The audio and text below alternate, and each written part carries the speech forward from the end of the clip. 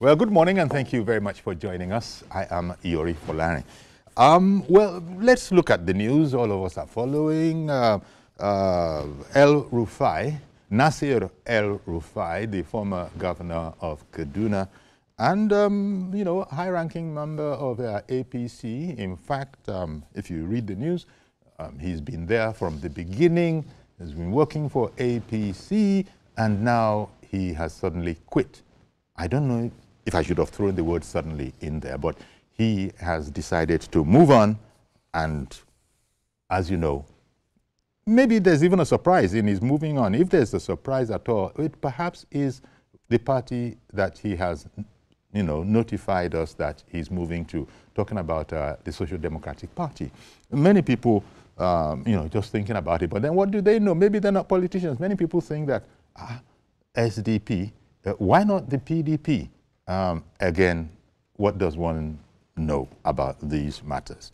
But the question I'll be asking my guest is whether Nasir El-Rufai does indeed have the clout to make a big difference in the fortunes of the SDP as it relates to elections that is going forward. Now, my guest is Sani Adenuga. Mr. Adenuga is the national chairman of Because of Our Tomorrow party, BOOT party. A fine morning to you, Sonny. Yeah, good morning, Uncle Yori. Nice to be with you again. Same here. Well, the question is, were you surprised when El-Rufai now served notice that he had resigned with immediate effect, as a matter of fact, from the ruling party, and that he was making his way to SDP? Were you surprised about that?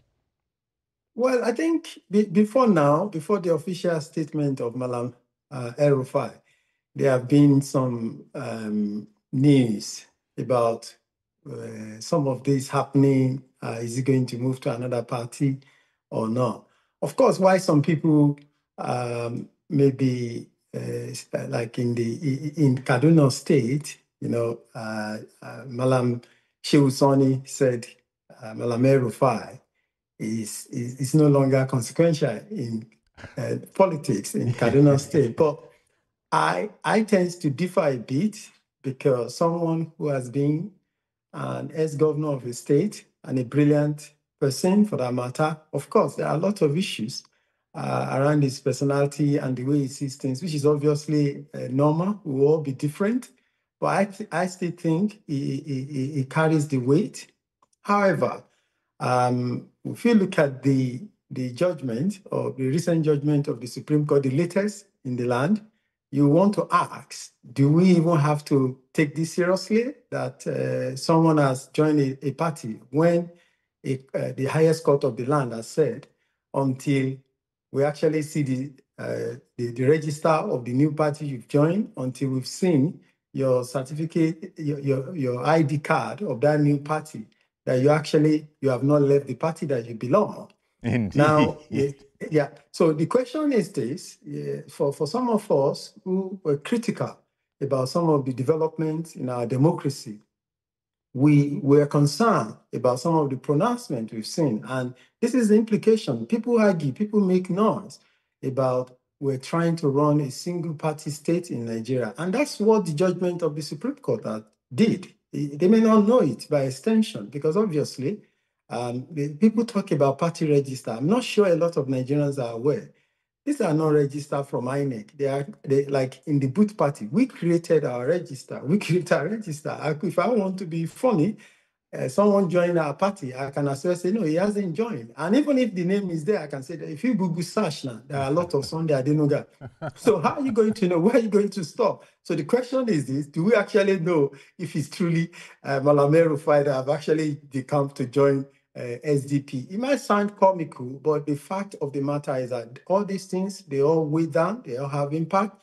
And obviously, many people will be sharing this news. They're looking forward to those vibrancy of the then APC that merged from CPC and I think it was ACN then, the level of vibrancy. But we should also not forget, I wrote an article I think at the beginning of this year, when the former vice president, made a strong allegation against leaders of opposition parties that they are collecting money, And the question is, if you look into our constitution, there's no clear role. It's not clear cut, It's an assumption thing. Our democracy is developing, but I wish those in the currently in the National Assembly, they should start thinking about how they're going to make the role of opposition solid and strong. I can tell you this: in any world, to win election in countries as big as Nigeria, you're talking a huge amount of resources, not even just money. We're talking of human capital, a lot of money going to be involved. And we talk about our own country where a lot of people are still below poverty line. How many people will contribute to political development?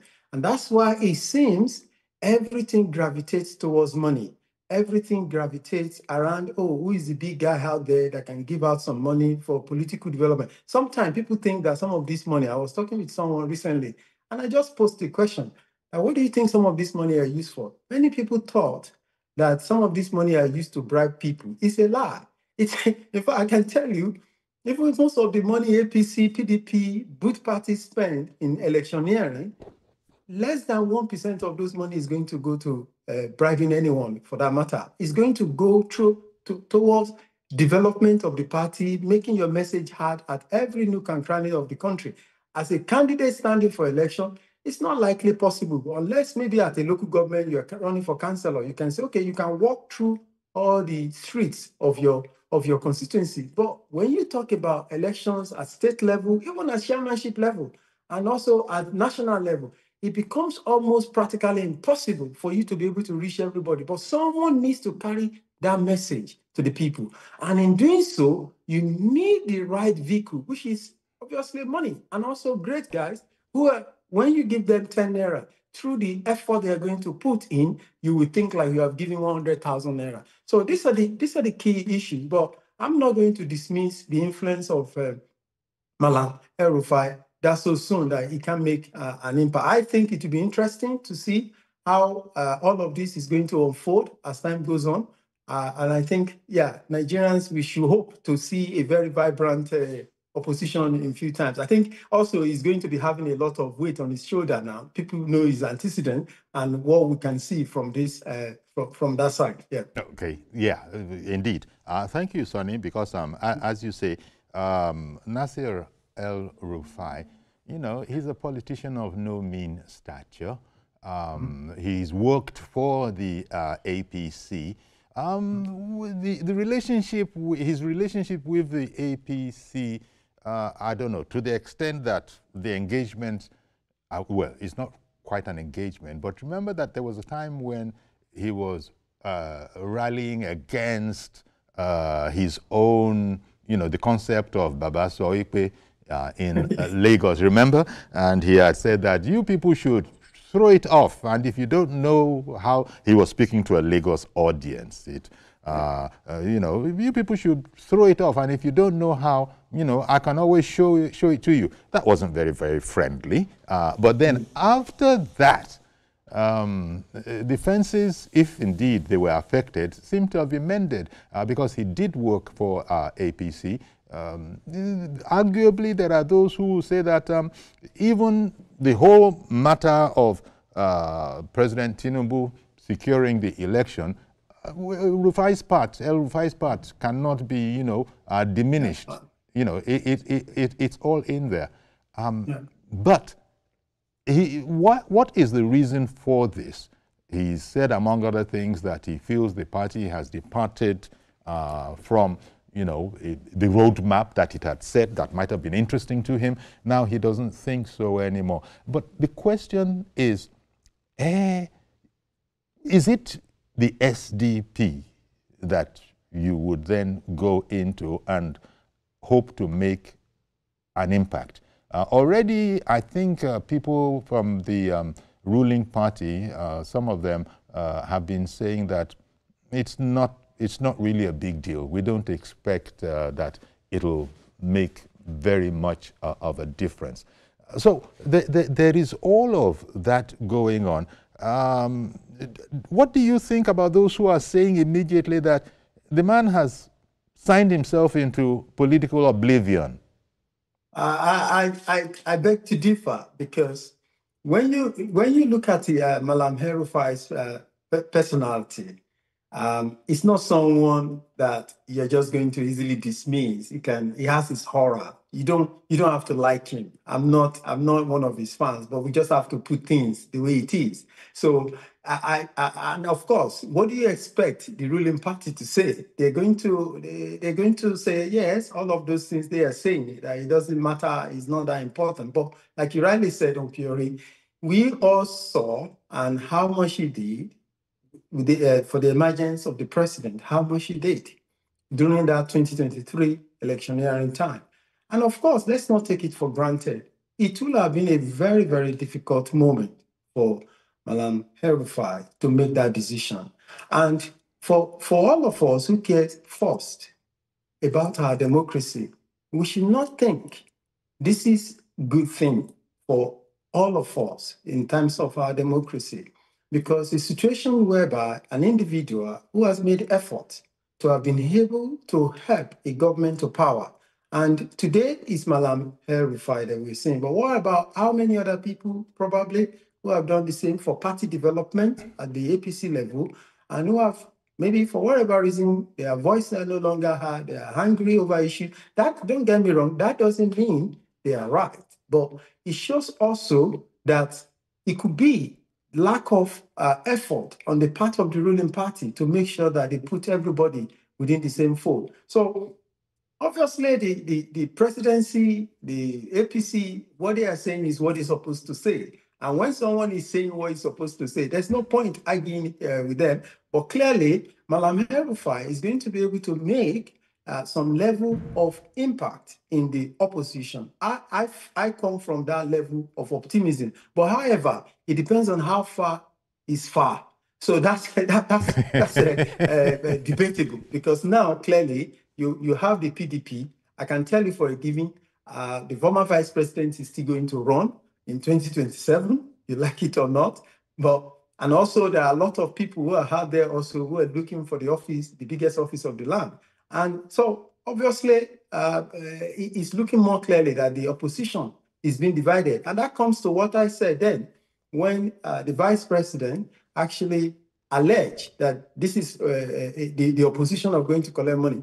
I don't think he has shown very great leadership there, because even if that's what's happening, that statement is not to his advantage, because the opposition will be looking at themselves in different, being suspicious of one another, rather than being a fatherly figure and bring everybody in, irrespective of what you even know. Sometimes as a leader, it's not courageous to say everything you know. That's not the way to lead. You sometimes have to keep some things to yourself, no matter how you think is hot or you think people needs to know. I'm not trying to advocate that you should hide things from people, but there is always appropriate time to say one thing or the other. So whatever you say, it could backfire, because you will want to think that all the big weights in Nigerian politics, they want to gather together in a single political party. And of course, I think there should be a lesson in the past. We could borrow a lesson from the past. If you look at how APC got to power, it is not just about individuals merging or coming together. Instead, it was at the party level. And that's very critical, because at the party level, every party make effort to bring their structure close to the table and even form a very big alliance. And that makes it easily workable, because one of the biggest problems we have, and it goes in Nigeria, it goes beyond just the political class. It's the political class we see. You try to sign agreement with anybody in Nigeria today about even job or anything, and I have observed people don't read it. They don't pay attention. By the time you now want to question that, look, I want to enforce what is in this agreement, they now start picking issues. And that's the problem. So it comes all the way from the bottom to the top. So usually people become so suspicious of one another. So it works better, in my view, to be done at the party level than at individual level. But of course, this is the beginning of what's going to be happening. towards 2027, I think is a warning for the APC. They shouldn't think it's already real for them and that they are going to have or find it very easy into 2027. It's going to be actually very tough. Yeah. Okay, well, speaking as opposition yourself, because technically, if you're not ruling party, then you're opposition. You might align with a lot of the ideas and all of that, but, I just wanted to make that point that the opposition is quite diverse, and from time to time you find opposition people actually speaking in support in particular aspects of the ruling party without giving them a total cover. There still will be plenty that the opposition might say it differs with the ruling party on. But this whole matter about our caption, yes, El-Rufai, has moved to the SDP, but can he really hope to galvanize the opposition? Does he have that clout? This is not to diminish his stature in any way, shape, or form, but does he really have that political clout to galvanize opposition? Well, I think from without letting out so much, but from the little I know, I think this is at the infancy. A lot is happening at the background. A lot of political parties, leaders are talking together. And that is very necessary. I mean, it's healthy for political development anywhere in the world. And especially in our own country, where everybody knows that, look, you need the resources. And first and foremost, part of that resources is the credible people you can have works together in the room, and you're sure they're going to go ahead and carry out what has been agreed, not people who are not just, who are only there for their immediate benefit and immediate means. So obviously, there is no single individual. For Mr. President, as an example, there's no single individual, I mean, if I can say that can actually on his own achieve all of this. You have to have been doing it for a very long time. If you look at Mr. President, he's been there for a long time, since even before, as far back as during the June 12th time, and he's been connecting with a lot of people all over the country and even beyond Nigeria. And that's very clear. So obviously, what probably Madam El-Rufai started today, it might not necessarily mean that, it's going to come to a great benefit in 2027, as many people are implying. But who says it cannot? It depends on how much people are able to galvanize. Because when you look at the PDP, they have done a terrible job as opposition. I'm sorry to say, I find it difficult to criticize some of the parties, but especially the parties that are not in government. But the PDP has done a terrible job. I will give you an example. The president, when he was campaigning, he was in Abeokuta and said, I'm a Bewale. That is referring to the price of fuel at that time.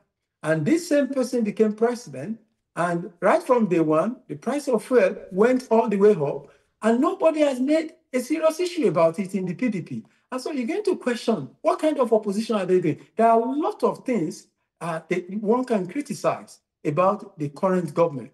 But to be honest with you, the PDP are not doing their job. And of course, they expect the like of us who doesn't have the type of resources that they have and the influence they have in the National Assembly to be able to be the one doing some of their jobs for them. We can't do those jobs for them. And it just shows clearly they are not really ready for leadership, in my own opinion. So there's nothing wrong if other entities come together and step into their shoes and be able to give APC a lot of work to do come 2027. Okay, this is interesting when you put it like this. I hear what you say that, take for instance, the skyrocketing price of fuel. This is after on the campaign trail, the president has said that it would be lowered.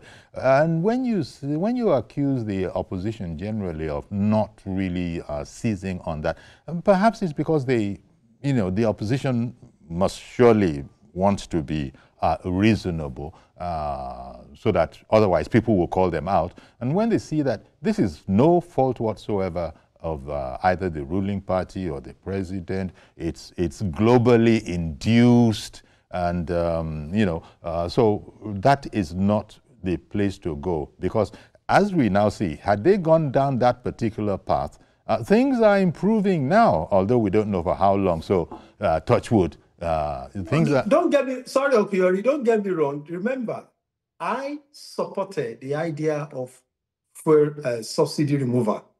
But I was just talking about when we call an opposition, call an opposition, it is not my duty as opposition to think through what the ruling party has said they will do in their manifesto. It's their job. And for every time they have not done what they said they would do, it is opportunity for the opposition to use it against them so that they can be able to explain to Nigeria, like what you have explained now. We know the obvious answer. Do not get me wrong, sir. We know the obvious answer. But the point here is that I was just trying to say the so-called PDP, they have done a terrible job. That's just one example of some of the terrible jobs. I personally fought their ideologies of, they don't even, at what point have you seen any policy of government that the PDP, who has, like I said, resources, even the influence at the National Assembly, how many times have they come up with a position paper on government policy? Rather, they just come on television and just give some words and they just want to grab headline. And this is just not right in a democracy. But of course, it could also be assumed, like I've said earlier, that when you look at our constitution, it does not really give express right of opposition to any group. It's just an assumption that you can deduce from our constitution simply because there is opportunity for parties to be created. So of course, and then obviously when you are in the National Assembly or any state assembly and you are not part of the ruling party, obviously you become opposition automatically. But is it written in our law? What are the roles expected? If you pick example from the United Kingdom, for instance, where political development is around party as against individual, there is office of the opposition, the shadow government is there. Of course, we tailor our modern democracy with America. Of course, I don't know so deeply about the United States, but you can also see how vibrant their opposition is. But of course, it also needs to be said, there is no any form of control anywhere. If a president wants to do anything, he will do it as well. Even if, I mean, we've seen instances where judiciary says something and if the president doesn't want to obey it, he doesn't have to obey it. I'm not saying the current president has done that, but I'm just giving an example that, look, these are things that can really happen in government. So when we talk about opposition, it is the duty of the opposition to look at the weak points. You know, today we're talking of poverty in the land has increased. There is nobody making fuse about it. I'm sorry to say, in terms of the opposition area, they should come up with, I mean, there are a lot of things that can be done. And then you can accuse me that, oh, of course, but you are also opposition. Of course, I know that I'm opposition, but I'm limited also as an individual. But we're talking about the PDP, the PDP of this world, who've got the resources.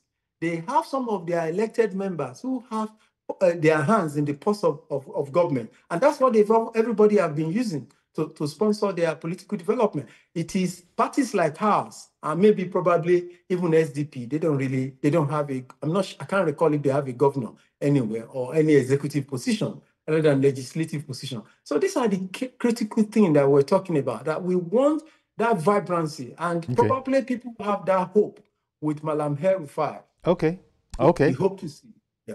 Indeed. Only God knows where it all began to go wrong between Malam El-Rufai and his former party. Recall that at the very, very beginning, even before President Tinubu put out his team, it has been felt that considering all the work perceived to have been done by El-Rufai right through the primaries, you remember those pictures about with the president, you know, seeking votes up to Kaduna, and how he had been quite hospitable, warm, you know, even giving up his seat. So it really showed as if these were the best of relations. And it was felt that something significant would come his way. In fact, ministry, the power, electricity power was particularly mentioned. And then something happened, and then it wasn't happening anymore. And then there's been all of time until recently he himself announced that, well, for a while I've been bringing this to the attention of those who need to know behind the scenes. And recently, I have now become public with it. So only God knows where it all began to go wrong. But could it be that Malam El-Rufai, I don't know, you must have heard the news. There was this whole idea about he was putting together a team that would come and look at in a holistic manner, having been promised that assignment by the presidency, by the president, let it be said, by the president. And suddenly it didn't look like it was happening, and everybody moved on. At that stage, probably, that was the first crack showing that all was not well in the state of Denmark, metaphorically speaking. But we don't know, is it that he felt he wasn't well compensated or well rewarded? There is no doubt that would also, will have been a factor. There won't be a doubt about that. And I've seen similar experiences among party members of the party I lead. People tend to feel like that. And it's within their right to feel like, oh, maybe I should have been compensated in a particular way. But we can see in all those drama, that the president probably might have wanted him. I recall, was it during the campaign time or was it after the election has been finished when the president went there to Kaduna and said he wanted him to be part of his team, something like that. I remember that video. It's not on. But now, fast forward, government has been formed and we couldn't find Malam El-Rufai in his cabinet. But obviously, what I also say is that in any political system, it's not, the president has got a lot of powers. But if those around you also doesn't want something, you can't just arbitrarily overrule them in all situations. So it would have been a very serious thing. And from some of the grapevine news, it's simply because maybe a lot of people feel like probably that is within the government's key cabinet member. They feel like he's going to have so much influence and have a lot of weight, because it's an heavy weight until this time, if you put it that way. So, but it's clearly, to answer your question directly, it will have formed part of it because you have to get this. When you have been in government for, I think, probably nothing less than a decade, it's been governor for 8 years, minister, Bureau of Private Enterprises. Now, the question is this: he's enjoyed executive powers in these positions, and to be left without nothing, and it is going to be very, very difficult. So there is no doubt that would have been a major factor. But I don't personally think that would be the only reason. No.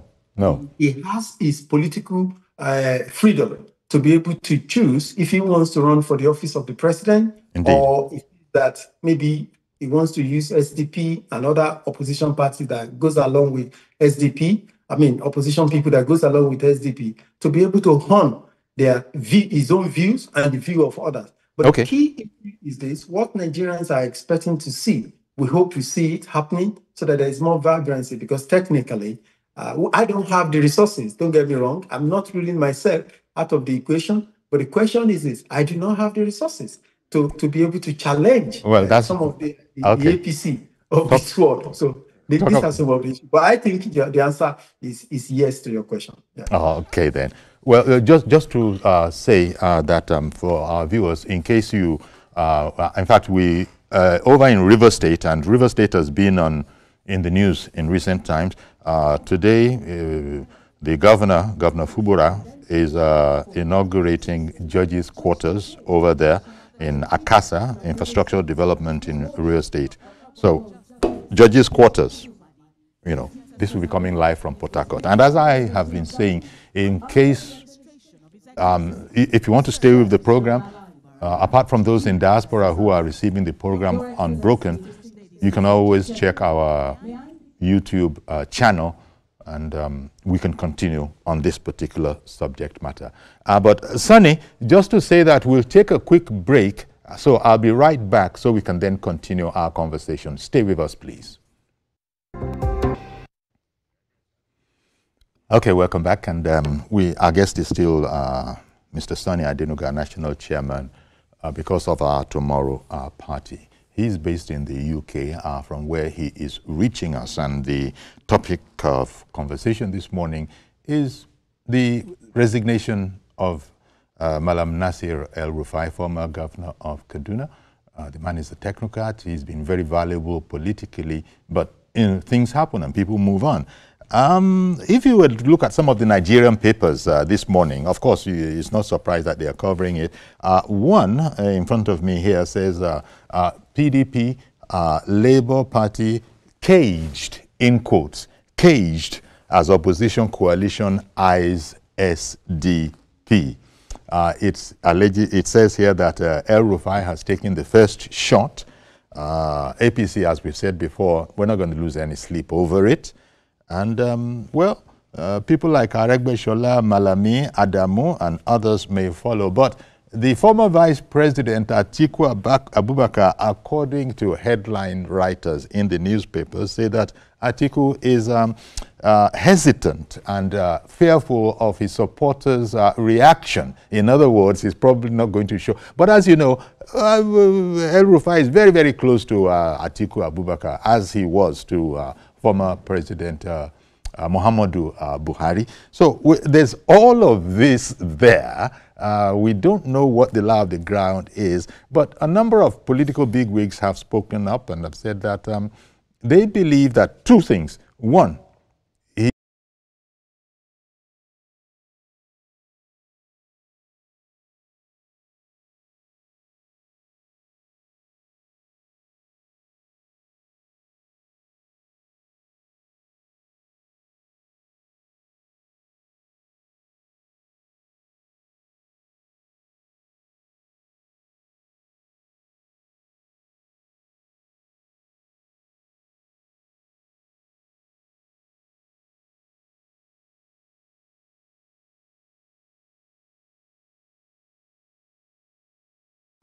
has he really done himself any favors? When the ruling party, even though you say, well, what do you expect them to say? They say they're not going to be losing any sleep over this. And I think it's instructive. You might think of it as braggadocio, but when you look at it, the question still has to be asked. Malam El-Rufai, respected technocrat, indeed statesman, if you will, but where is the clout to really galvanize the opposition? Blowing in the wind?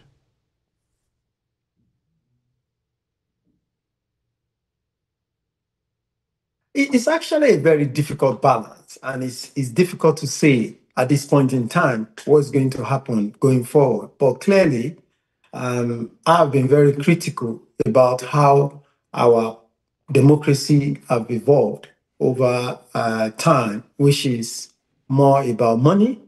And this money is usually expected to come from, oh, you must be big. If you don't have money, why are you in politics? That's the mentality.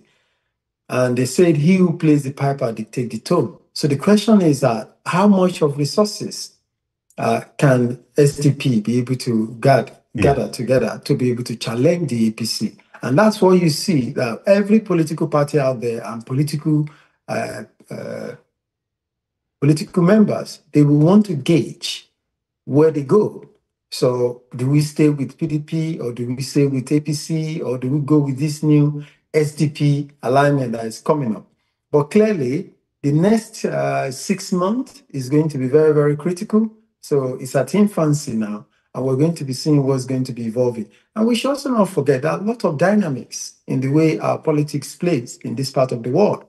There is the construct of the divides among us as a people. There is a way people think. Everybody tends to think that, oh, the president should come from this my part of the country.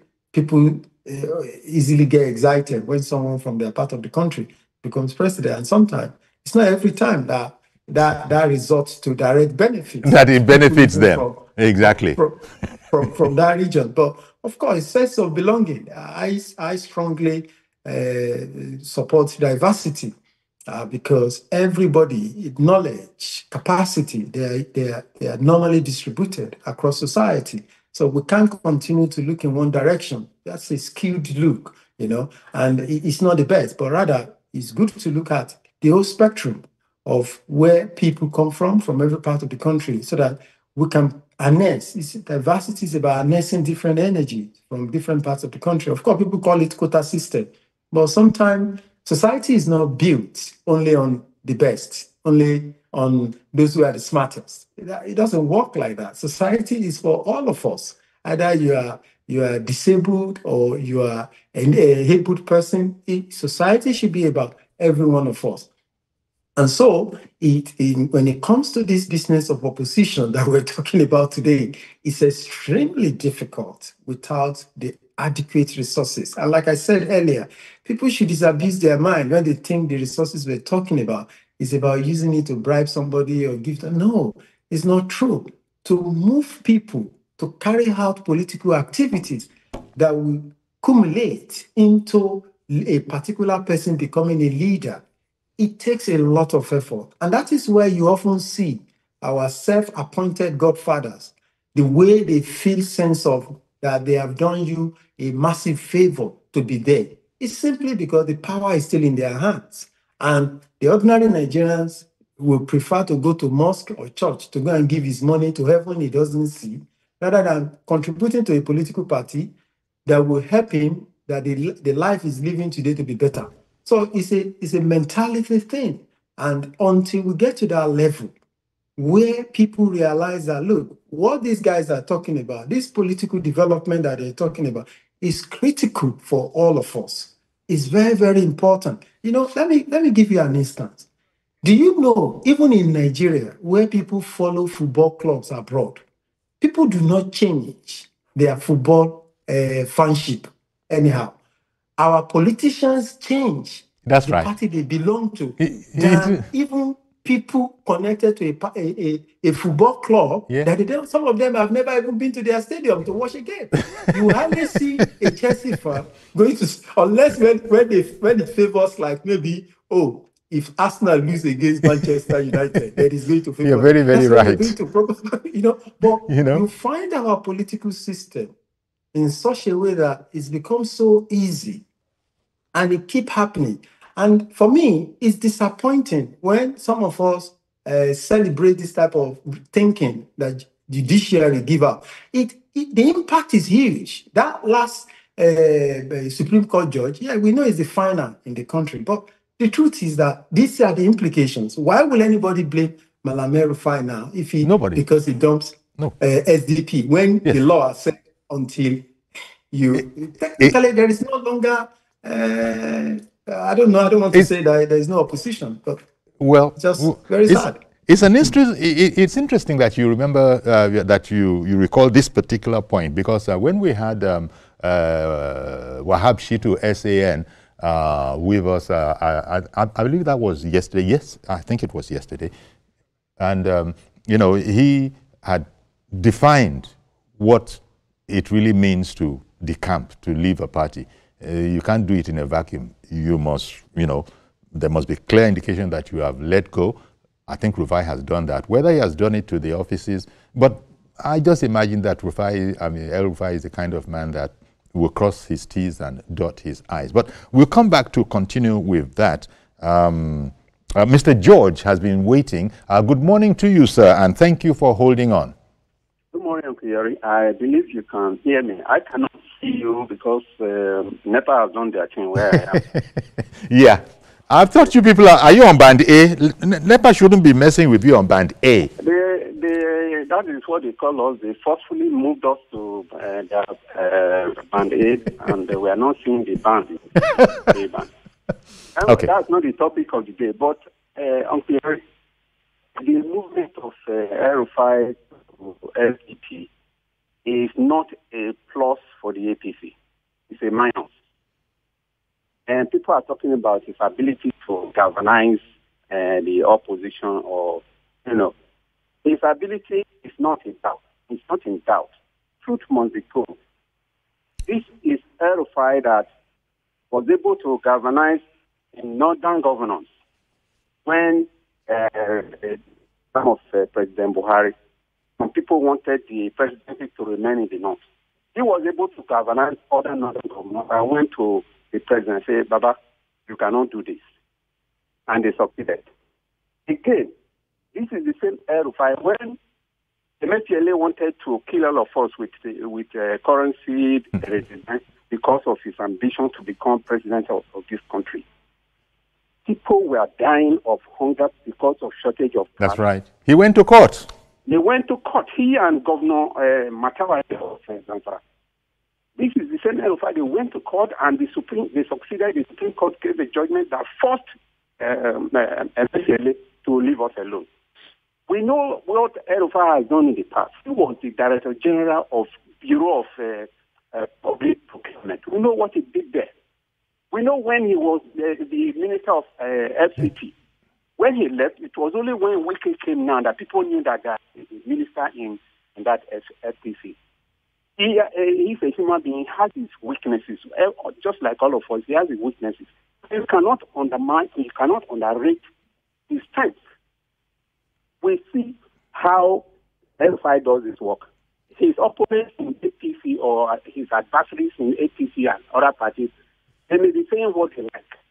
But that does not affect the truth about El-Rufai. When the president sent his name to the Senate for confirmation, before that, El-Rufai had prepared to run a ministry of power. He formed a team because he doesn't work as a civil servant. He formed a team even before then. Now, he didn't work out. See what the Minister of Power is doing to us. He's pursuing the welfare of discourse instead of the welfare of Nigerians. If El-Rufai moves away, all these things I'm hearing, the APC posted in person talking, they are not necessary. If I were to be the president, I will still find a way to bring El-Rufai to come and work for me. Many of the people that are working with the president today, Uncle Yori, they had offended the president more than whatever El-Rufai may have done that didn't make him to accept him. Yes, must be told. I hear you. Well, thank you very much. El-Rufai should be brought back. Okay. Well, interesting point of view. Thank you very much for calling in and contributing it.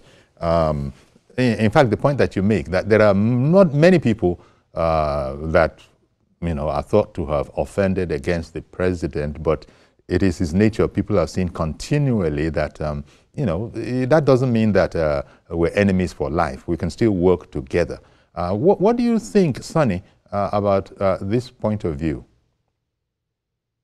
Yeah, I think Mr. George, he was spot on. However, I'm not going to support APC, so I don't want him to go back to APC. So he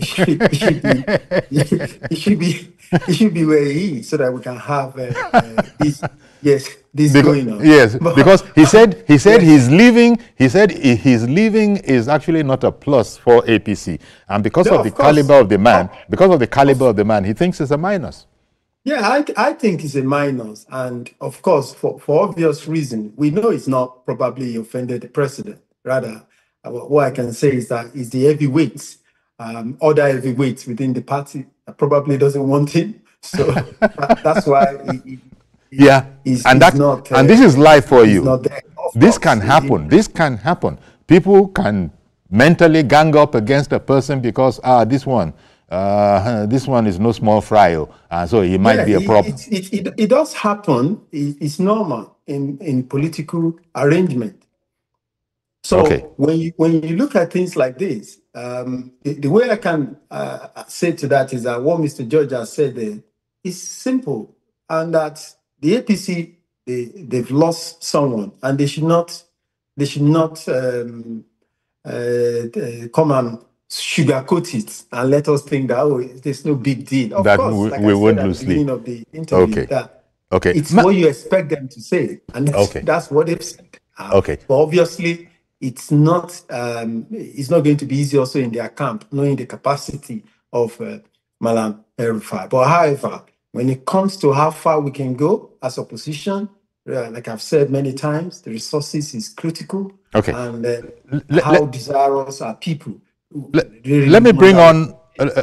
Sorry for interrupting you. Mazi Okoroafo, good morning to you, sir. more against. So you see, when we talk about El-Rufai, honestly, 2006, when he was the SDP minister, we were 11 in number that during our all given our award. That time it was vibrating. I want to refer to good days. But the question is that it's very, very fine. But when he entered policy before he leaves his office at Kaduna, my advice to El-Rufai is just only one thing. Go back and stay as a statesman. Don't be giving advice government positively. Because for now, no matter any party he will go or will join, he will destroy the party. Because there's what we call lifespan in politics. There's what we call goodies in politics. There's what we call their target or your roadmap in politics. The moment you delay for one reason or another, there is no way you can balance well in any politics. So as far as the first for that, I think just go back and relax. Because going to pump his money, it's just waste of it. Let's use that money.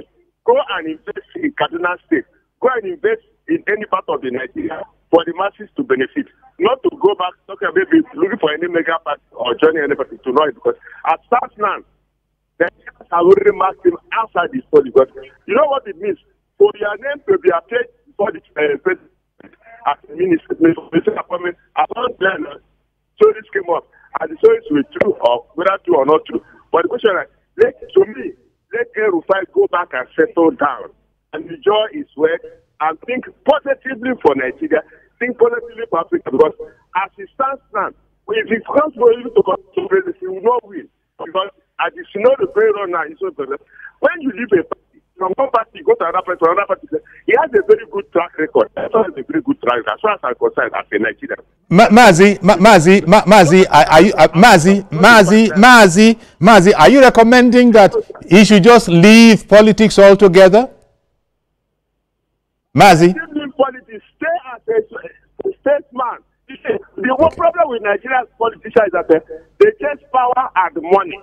All right. That is what is creating problem in Nigeria. Okay, we're going to have to leave it there. I beg your pardon, Mazi, but I just got that from you that your recommendation would be just leave politics altogether, operate as a statesman, and let's take it from there. And, well, Mazi seems to know that El-Rufai has a lot of money, and he's counseled that that money should be spent in Kaduna State.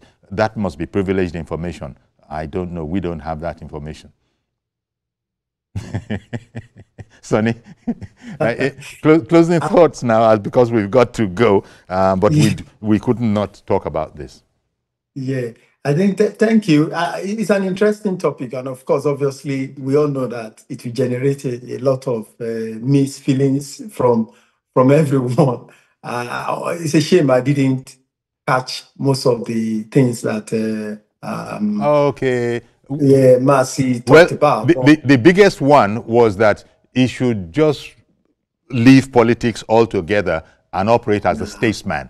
We still need his experience. Politics is not. I mean, it's just like sacking some of your best hand in an organization. So I'm an absolutist when it comes to freedom of expression and association. So it's within his political right, and I don't think he's that old to be called to go and retire. Oh, we've completely run out of time, Sonny. We've completely thanks so much. Indeed. Indeed. We thank you for making the time for us. Sonny Adenuga, National Chairman, because of our Tomorrow, BOOT party. Thank you very much, as always. Thank you. Yeah. Okay, so we're going to have to leave it here. This is our program today. Do please join us tomorrow for a fresh edition. I am Yori Folani. Bye-bye for now.